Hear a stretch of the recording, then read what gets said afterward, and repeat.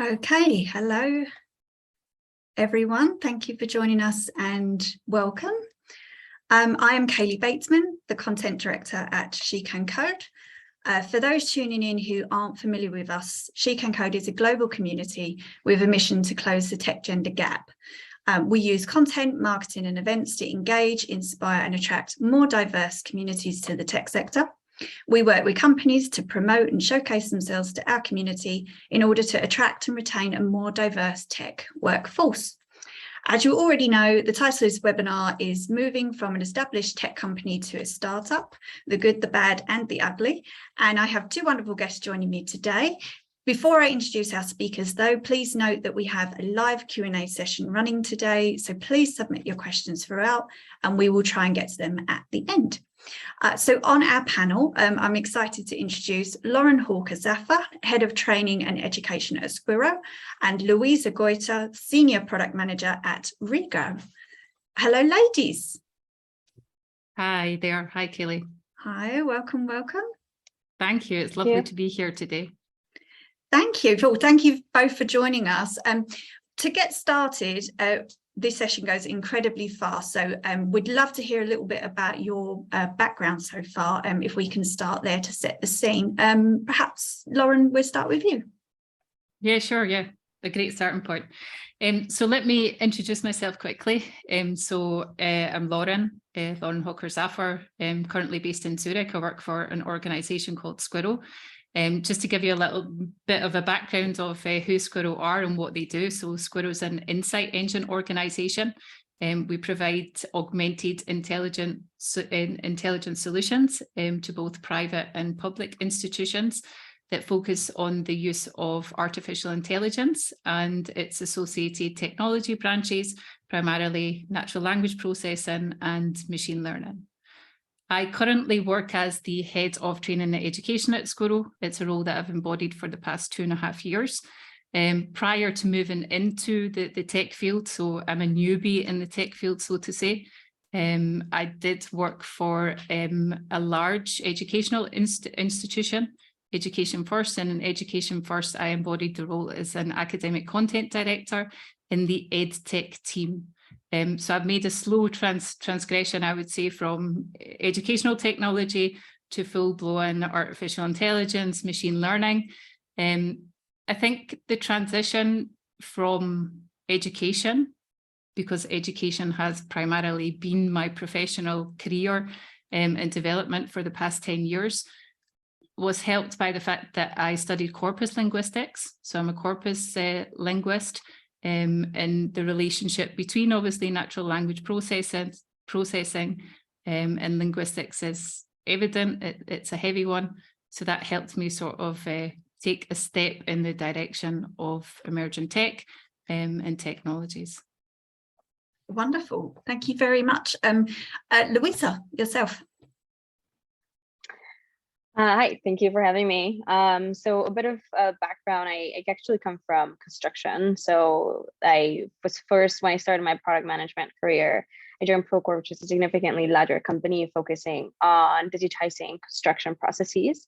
And that's when I switched over to Regrow after a couple of years. And in that transition, I really fell in love with the impact that Regrow was having in the agricultural space and the climate action or climate change fight.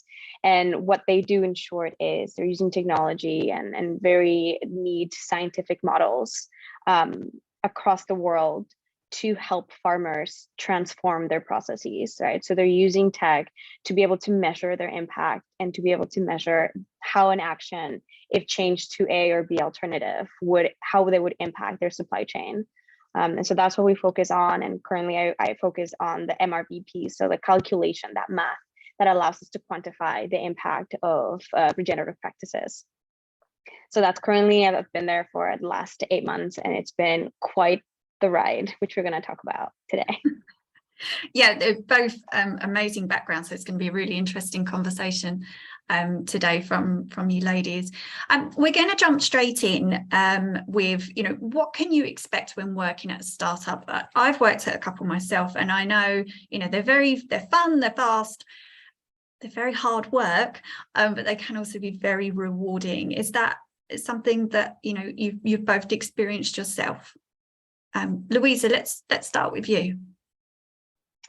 Yeah, so I think on paper, everyone knows that, right? When you go to a smaller company, there's a lot of chaos, there's a lot of things that aren't set up, and you become it. You wear a lot of hats. That's on paper true, and everyone knows that. But I think one of the things that I both have enjoyed, and I expected, but not to this extent, was the amount of developing processes that were happening, right? Like it's very trial and error, and it depends on the personality of the team. And a lot of the times, because the teams are smaller and there aren't enough people to fulfill all of the roles, right? You end up creating that process. You end up being the process. So that was something that I didn't comprehend because I had never done it before. But I think because of that, it does give you the opportunity to grow. And I'm not even talking about the career growth on what's your label, right? I'm talking about the skills that you come and bring to the table. When you wear so many hats, you have the opportunity to learn how to be quicker, how to build so that it doesn't scale, right? Like I think there's a lot of those skills that we're going to talk about later as well, that you expect objectively, but when they throw you in, it's really sink or swim, and you just kind of, and as a PM especially, I think your mentality is always trial and error, but you really get to test that at a startup. Yeah, I love the fact that you said you are the process. I think that is exactly correct at a startup, and the fact that you said obviously it's important for the company to grow, but you grow so much as a person, not just in terms of your career, that everything else about the way that you work it completely changes when you work at a startup. Lauren, what's your experience been? You know, what would you say you can expect when working at a startup? Yeah, I mean, I think that obviously hearing Louisa tell that story, there's a lot of components that I would align my own experience with. I think that there comes a point where you're sort of braced. People tell you stories and they tell you, you know, it's going to be really hard work, and you're going to have to work like 50 hours, 55 hours a week. It's a lot of engagement, both on a personal level, a cognitive level, everything that you sort of want to take on as an embodiment and part of the culture and the company.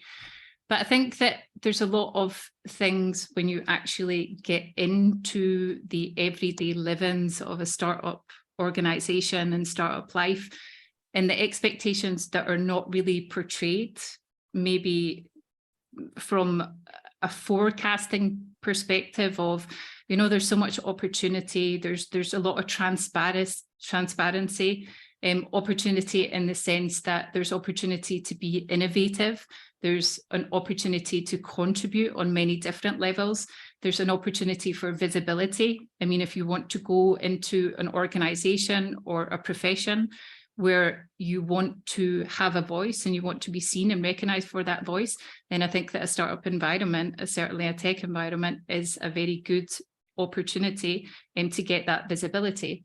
It's a lot about as well the expectations that are set around agility, like being able to be agile, think and understand quickly and easily, move and act quickly and easily, some of the points that Louisa has highlighted. I think there's also, looking at the positive as well, the whole avenue of being able to embody autonomy, like being autonomous. They're all positives that are wonderful, and it's one of the reasons that I've stayed in a startup environment for the last 2.5 years. On the other side of the coin, the sort of double-edged sword, there is, as Louisa mentioned, some certain frustrations, there's uncertainty. But I always think that the uncertainty paired with the passion, that's what gives a startup this sort of je ne sais quoi. It's a unique experience.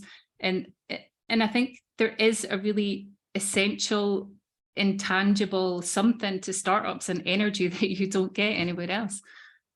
Yeah, it's interesting as well. You mentioned that agility, which is something I love. And I think once you've been at a startup and you know how fast something can move, how fast decisions can be made, when you go to a larger company and you try and implement something or you come up with an idea and you realize actually you have to go through a legal department, a comms department, and you think it's not actually going to happen, is it? And you miss how fast, you know, things can happen at a startup, and you start realizing at the larger company, actually maybe this isn't for me, and I'd like to go back to the hard work of, you know, what the startup was.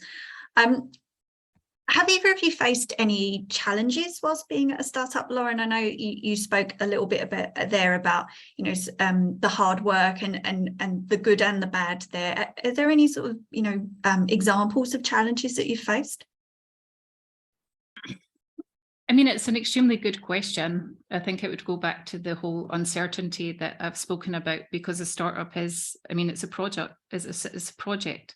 You're building a product together. You don't know what road you're going to follow. I mean, it's never, in any organization, you're never really certain of the road that's going to be traveled. But I think even more so in a startup environment. I mean, we know from statistics as well that a lot of startups, like 1 in every 3, are going to fail in their first year. So I think that the challenge is in the sense of looking at that optimism that's set within the whole paradox of uncertainty. So being prepared for the road that could possibly lead to something less positive, but also maintaining that positivity within a team, within an organization, and trying to bring everyone together on the right road. And a challenge aligned with that itself is there's never enough of anything in a startup. You always have to be two roles, 3 roles. Yes. One of the beauties as well is, you know, you really can identify what skills do I have, where are my strengths, where are my weaknesses, and everything's about, you know, experience-based learning. You get to learn, you get to experience. So there's the challenge, but it's also a positive if you have that personality, that appetite, and you want to just power on and be part of it as well. Yeah. And Louisa, have you faced, you know, similar challenges there?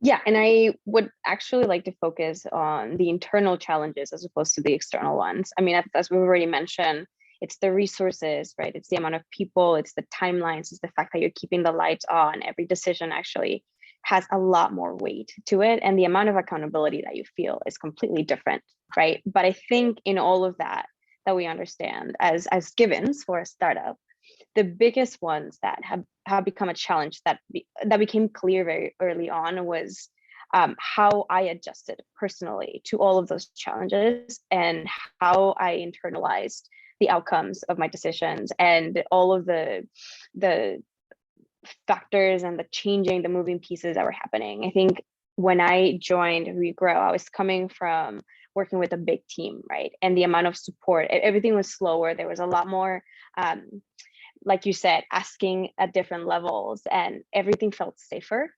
And so it was harder to fail, right? And as a PM, I mean, as a product manager, everything is about trial and error and experimentation.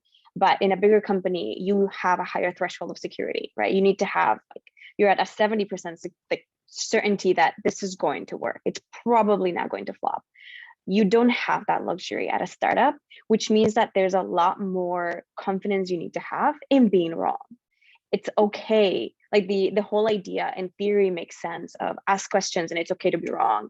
But when you're talking about money and people's resources and the company's resources and time, that on the personal level, I had to reassess, right? How do I understand my decisions, and how do I understand risk without letting it affect myself, and without making it feel like, because imposter syndrome started to creep in very early on. And I just said, wow, maybe I'm not good off for this. It's too much responsibility. I don't have enough people that are helping me through this. A lot of the times it was me. It wasn't who can I go ask. It was you figure it out, you're it.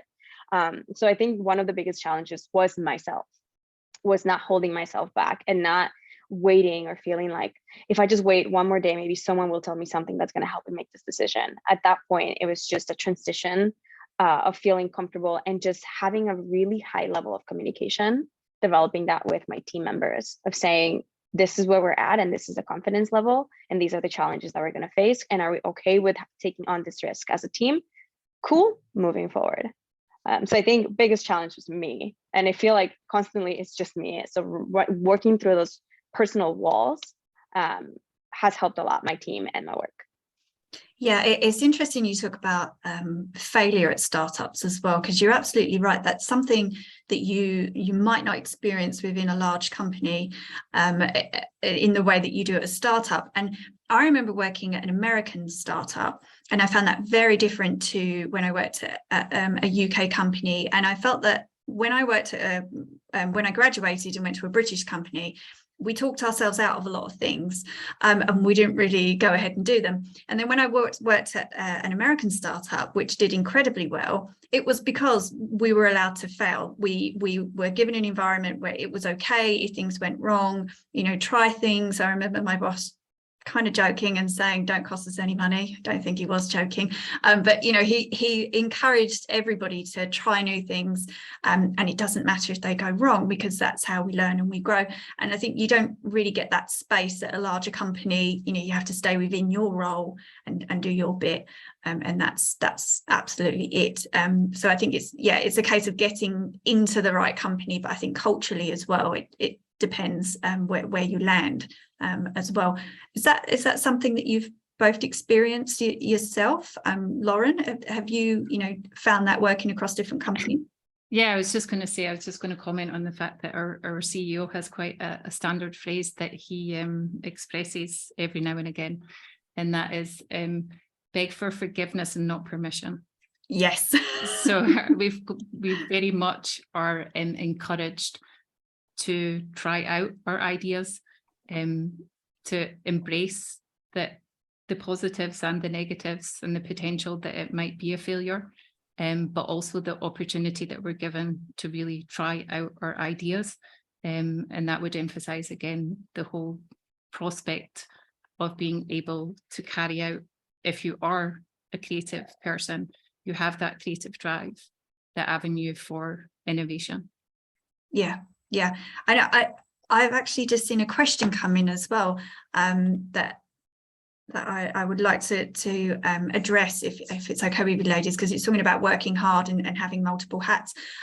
So somebody has asked, in a time of mental wellness, etc., what's your work-life balance like, and can I have a flexible role within a startup? I suppose a lot of people think like you were just mentioning there, Lauren, about the types of challenges that come up and trying new things, and how flexible can your role actually be within a startup? Can you keep that balance? Yeah, so it's a very good question, and I think it's ever more important nowadays. Obviously, the question addresses a lot of concerns around not only mental health issues, but the importance of getting a right work-life balance. Speaking honestly, I am a mother, so I have a child. I have a 6-year-old daughter. I also have a husband, so I do try and establish a family life whilst working.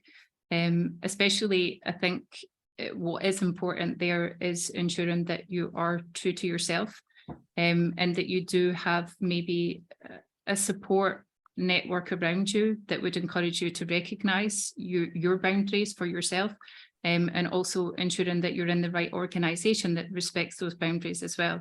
I think it's extremely important in any role that someone chooses to follow, that they can openly discuss the expectations from both a startup side and expectations that you have for them as an employer. I think it's really important to be able to respect both sides, and be transparent in what can be expected, and what should be expected as well. It is doable, but again, it does require that whole assessment of what are your own boundaries, I think. Yeah, absolutely. And you're correct there about a company that supports you in that way, and finding a company that's right for you. And because Luisa, I mean, I'm going to obviously asking you about flexible working. You're actually traveling in Malaysia, joining us from Malaysia anyway. So obviously, you've found a very flexible employer that really works for you. Yeah, and I think I could not overemphasize more how important culture is. I think when we talk about culture during interviews, I have yet to see a good questionnaire or a good dialogue that actually gives you enough information about joining a company. And most of the times, once you join is when you really figure out what the company's like, because they're going to tell you what you want to hear, right? They're going to have a script. Now, work-life balance doesn't, at least it's defined by yourself, right? For me, work-life balance is not a 9 to 5, and that's not what I've had for a long time.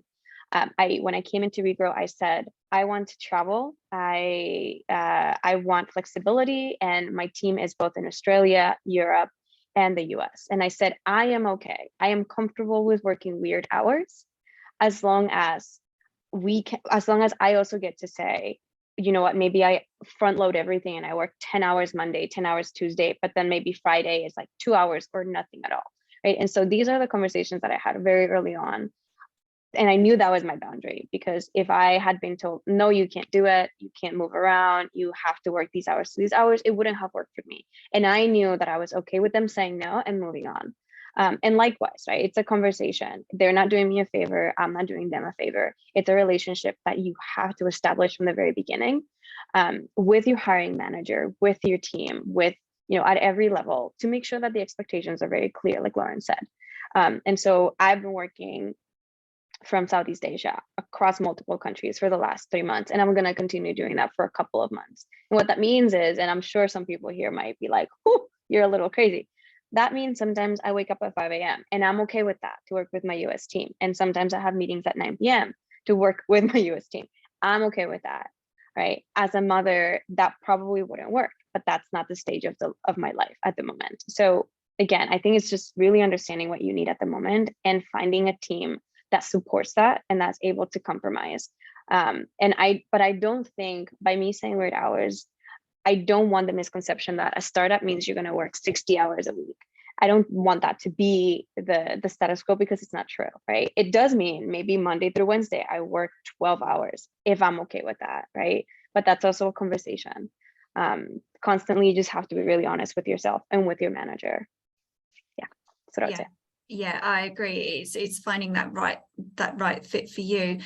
You mentioned there about employers and what you look for when you go into an interview, which is obviously, as you mentioned, just as important as what the company is looking for from you. But what skill sets do you think startups look for? Are they looking for somebody that can hit the ground running? Is there anything in particular that you've noticed? Sure. You want to start? Yeah, I'll start. I think we've already mentioned a couple of those skills, right? Because you need to be nimble and flexible and agile, they're looking for very clear communication, because in anything that you do in a fast environment, you have to be able to catch people up and give short summaries, right? So be able to communicate in different forms. You need to, I haven't found that there's an expectation to know everything, to, in a month you'll be onboarded. Onboarding is a very flexible process that depends on your team. I don't have a science background and I work with a lot of scientists, so that's been a huge challenge for me. But in conversations with my manager, the expectation wasn't for me to understand all those things. It was to be able to ask questions, to be inquisitive, and to have accountability. Like in one of my check-ins, I clearly remember her saying, you know what I appreciate is that you're working towards the ownership that I want you to have, right? You can't right now because there's a lot of questions you cannot answer, and that is okay, as long as you're saying that you don't know and you don't create an expectation of false sense of security, right? So it's that transparency, it's the ability to be vulnerable, and to say, I don't know, but I will find out for you. And that's, again, that accountability. It all goes back to just being really solid with what you know and don't know, and relying on your team members. Yeah. Lauren, is that something that you've found as well? It is nice to have the opportunity sometimes, it's nice to be accountable, and there is nobody else there if you really need help with something. Obviously, that can also have a downside sometimes. Yeah, of course. I mean, I think that the fundament and what we can see that really does sort of centralize a lot of what happens in a startup is visibility.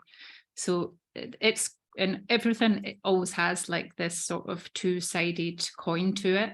Visibility is great because it gives you a platform. It gives you a place to showcase what you want to showcase, be it, you know, collectively with your team and what you're driving with your team as an organization, as an individual. And that is really a unique opportunity that you get in a startup. Visibility as well also requires the fact, as Louisa outlined, that you are okay with putting your hand up and saying, okay, maybe that's not the best idea, I'm going to try it again. You get the opportunity to try it again, but you're also willing, with this natural curiosity, to go and explore other avenues and other opportunities, because it's constantly about trying to raise the bar. Like, you're never staying in the same status. And you find that a lot of larger organizations, not to generalize, I'm not saying that every large organization gets stuck in a rut of static processes and procedures, but because of the speed at how startups actually progress, both in alignment with market, with product definition, trying to fit to the market, trying to make sure that your product can be sold, everything's amended all the time, which again can be a frustration, but it's also a wonderful opportunity to really engage and drive yourself and want to find out. And you need to be able to do that as well. You need to be able to collaborate with others, and you need to be able to make decisions and drive change and be transparent. Yeah, all of those are extremely important.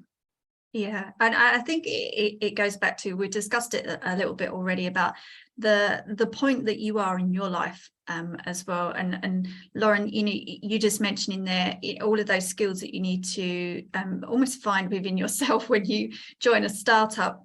You know, you might not want to do that as your first job after graduation, but as you go through a few careers, you find it within yourself to try something new and to find those skills. I think when I moved to the American startup, the one thing that I was okay with at that point in my life was I couldn't demand too many things, because in my package there was no package, and there were definitely no details within anything to do with my job spec,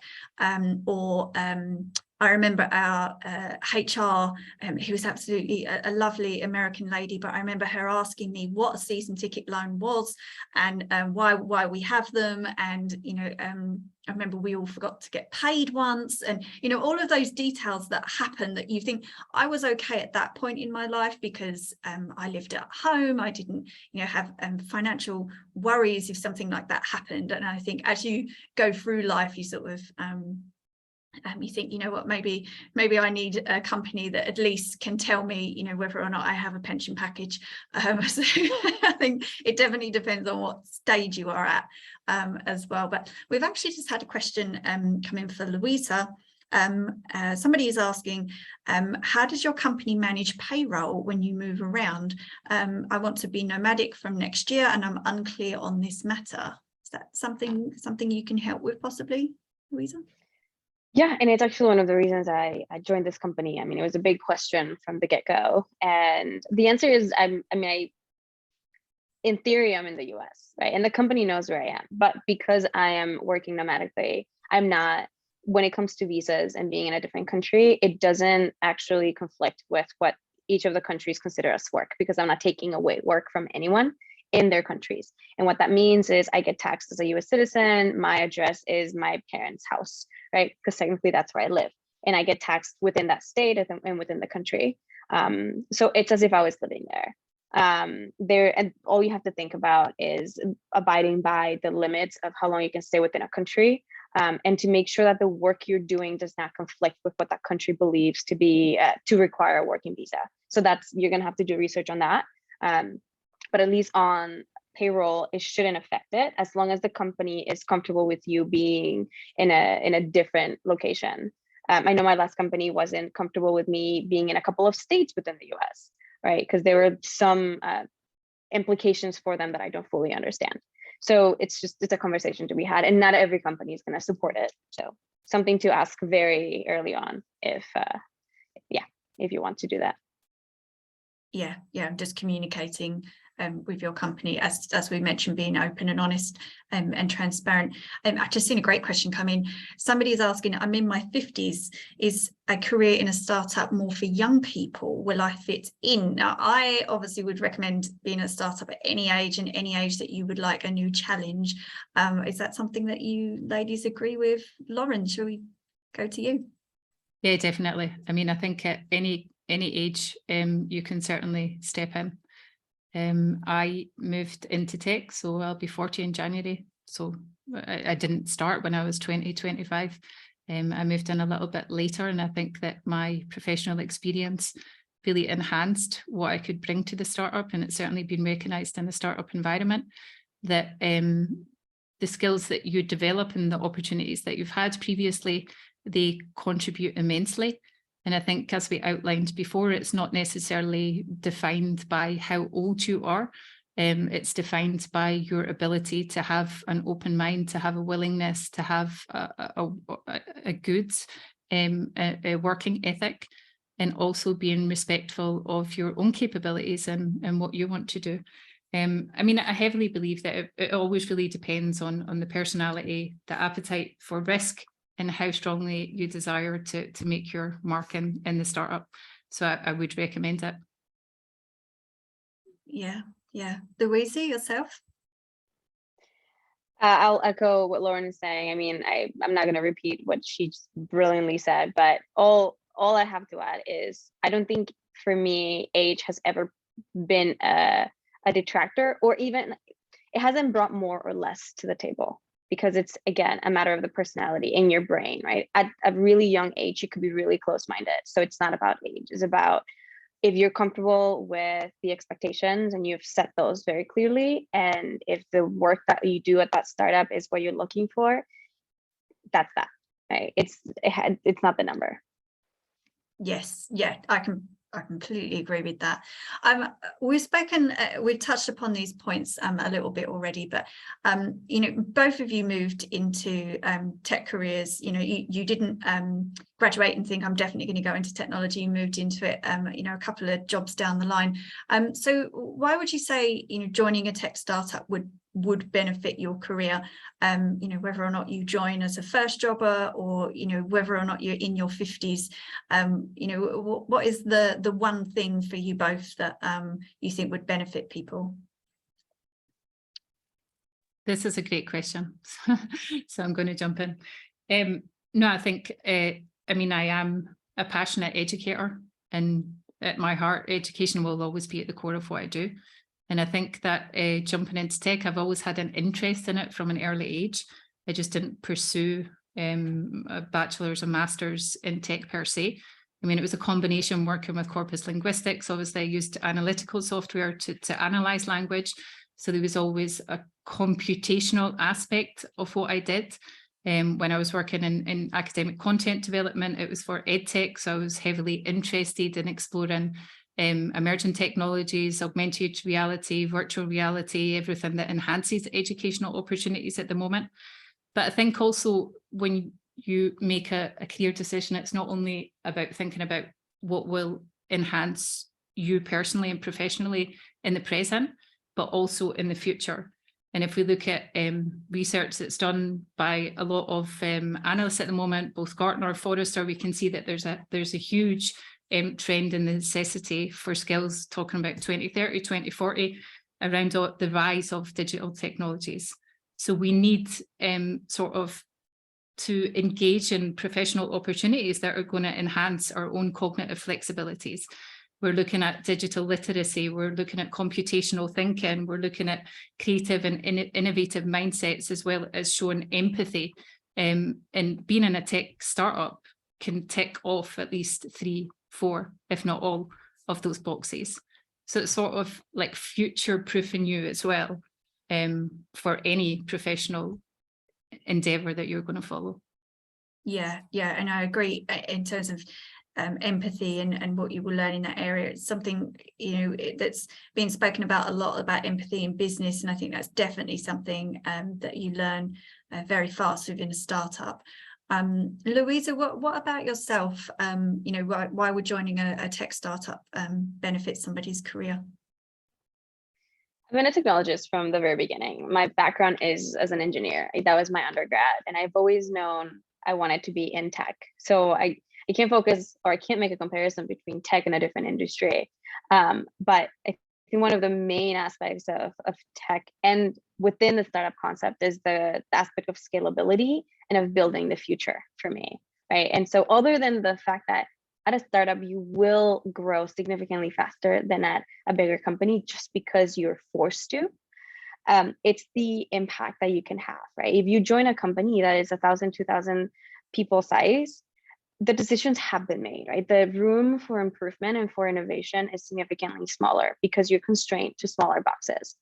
You have the ability at a startup to see the future, to create that future, to take the overarching umbrella of ideas and say, that I'm going to push that forward and I'm going to make that my passion. And that's not something that you get to do as much in other places. It's also high. It's also so high, highly collaborative. That goes back to the personal side. It's such high collaboration that at the end of the day, you go back home and you know that you've done your best with other people to have impact within that field that you're in. And just to circle back on scalability, I think, and this is more of the focus of technology versus other industries, and this is where people that are thinking about making that switch into technology. I think tech creates the ability to create solutions in a way that many other industries don't, from a scalability perspective and access to people, right? With technology, we have an access to people that for across the world in an instant, right? I mean, obviously, depending on whether it's software or hardware, there are some limitations, but that solution is the reason why I got into tech, right? I wanted to have access to people that I might never meet, but I wanted to influence and help their lives. And that's how I ultimately ended up at Regrow. So if any of these things are things that are of interest, that sound like if they spark that little bit of light in you, then definitely look into it, regardless of what market or what industry you're coming from. All of that is valuable. And I've worked with product managers that have been history teachers, that were in supply chain for like mechanical companies. I've worked with people from all over the spectrums. So the starting point can be anything you want. Yeah, it's interesting as well that before you touched upon collaboration with your team, as somebody in here is asking about do you need to be resourceful working at a startup? I think that's absolutely true in terms of collaborating with your team, because sometimes you don't have the funding that you need, you don't have the people that you need, you have to work the problem and come up with a way that you're going to move forward. So absolutely, you do learn to be more resourceful, and you do get very close with your team compared to working at a large company. We're going to run out of time in a couple of minutes, so I'd love to just wrap up with any advice that you would wish to share with somebody who had told you advice that you wish you'd been told before you joined a startup. Should we start with yourself, Lauren? Yeah, so again, I've got like a sort of favorite quote. I think that there's a lot of maybe stereotypes and preconceptions around going to work in a tech startup. And sometimes I think, and we were talking about it earlier in terms of being able to recognize your value, recognize your worth. And it can be a little bit scary. I think there's a lot of women that find it scary to say, okay, well, I want to go to my employer and I want to say that, I just deserve this, I want this, and I want this. And I think that takes a lot of conviction to sort of encourage yourself that, this is the right thing to do. And it goes back to, if it's not recognized, then it might not be the right opportunity. And going into tech, I mean, there's a lot, I think it's, only 15% of entrepreneurs in the tech startup space are women. So it is a heavily male dominated environment, and we know that as well. And sometimes it can be scary as a woman going into a male dominated environment. And sometimes you feel that you might have to change to be something that you're not. So I always think that it's, where you can be anything in the whole world. Don't feel like you have to fit in. Just be yourself and embrace the environment and bring what you have to offer. Yeah, I love that. And you absolutely get that opportunity within a startup to be yourself. And also to discover yourself and how far you can be pushed as well. I think sometimes within a startup. So that's great advice there. Luisa, yourself, any last advice? I would say embrace the uncertainty and do not take it personal. I think going back to imposter syndrome, I was taking things way too personal because everything felt like make or break, right? And it was that fear of being in the unknown and the uncertainty and the lack of resources, everything compounded. But because you're in a startup, you know things are chaotic, you know things are uncertain. So why not embrace it? To say, I don't know it. And I think there was a question about, do you use Trello and Jira? Use it all. I've used all of them. And if it doesn't work, do 2-week experiments, right? If next week you check in with your team and it doesn't work, it's not you. You didn't make the wrong call. You just jumped in, you tried your best. And if it didn't work, then out the window, right? So I think just embracing the potential for failure. It's like probably one of the things that I've constantly like worked on and practiced, and I'll continue to, because it always goes back to you. And you'll see that every day, and startups will definitely push you into lots of those intersections. Yeah, definitely. If you're looking to grow a thicker skin, I think a startup is definitely the place to learn that. And it can be a baptism of fire, but it's definitely well worth it. Ladies, we are out of time. As you can see, we can talk about this all afternoon. It's been incredibly interesting to discuss with you both, and the questions have been piling in. So thank you so much to everybody who has contributed. But thank you to our panel, Lauren and Luisa. Thank you so much for joining us today. No, thank you, Kaylee. It's been wonderful, and I hope it's been beneficial for everyone that's joined us today. Thanks very much. Likewise, thank you. Thank you so much. Thank you, ladies. So obviously, to our community, as always, we will follow up with this on our YouTube channel and a post on shecancode.io in the next couple of days. So thank you everybody for joining, and we will hopefully see you again soon.